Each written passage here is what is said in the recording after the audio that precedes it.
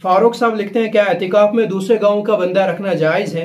जी, बेहतर तो यह है कि अपने गांव में रहे और अपने गांव का बंदा ही रहे। लेकिन अगर कभी वैसा हो जाए कि अपने गांव का कोई बंदा ना रह पाए तो फिर दूसरे गांव के बंदे को रखना या दूसरे का रहना ये भी जायज़ है। जैसा कि ज़्यादातर मस्जिदों में आइम्मा हजरात रहते हैं, जबकि अक्सर आइम्मा उस गांव के नहीं होते।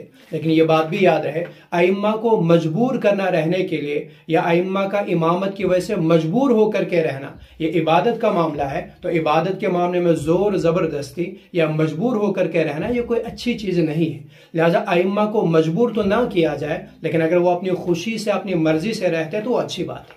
खैर, अगर दूसरे गांव का बंदा रखा जाए या दूसरे गांव का बंदा रहे तो वो भी जायज़ है।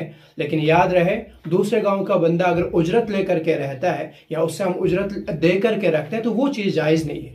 कभी वैसा हो जाए कि कोई बंदा इत्तिफाकन अपनी मर्जी से बिना शर्त व शुरूत के, बिना तय किए वो अपनी इबादत के लिए बैठा था, फिर आखिर में किसी ने अपनी मर्जी से कुछ दे दिया, बिना मुतालबे के किसी ने दे दिया, तो वो देना भी जायज़ है और वो लेना भी जायज़ है। लेकिन शर्त व शुरूत के तहत उजरत लेना या देना ये चीज़ जायज़ नहीं है।